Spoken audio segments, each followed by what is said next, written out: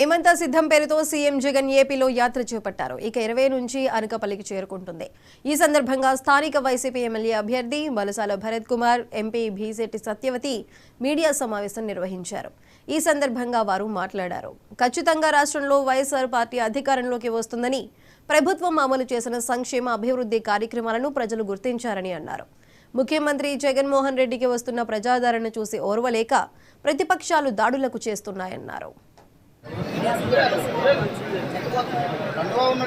మనందరి ప్రీతమ నాయకులు వైఎస్ఆర్ పార్టీ అధ్యక్షులైనటువంటి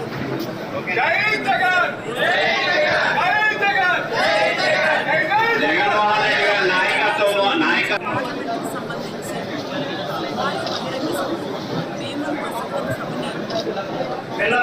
నియోజకవర్గంలో దర్శికోట మండలంలో చింతలపాలెం గ్రామం పక్కన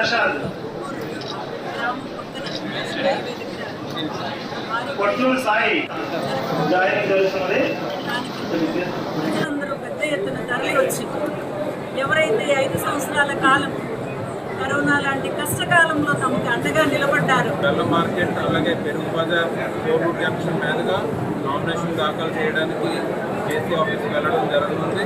దానికి కూడా వైఎస్ఆర్ కాంగ్రెస్ పార్టీ మద్దతుదారులందరూ ఆశీర్వదించి పాల్గొని నాకు అండగా ఉంటారని కోరుకుంటూ వైఎస్ జగన్మోహన్ రెడ్డి గారు ఆశీస్సులతో ఎంపీ అభ్యర్థిగా పోటీ చేస్తున్నటువంటి మూడు ముత్యాల నాయుడు గారు కూడా మే 22వ తారీఖున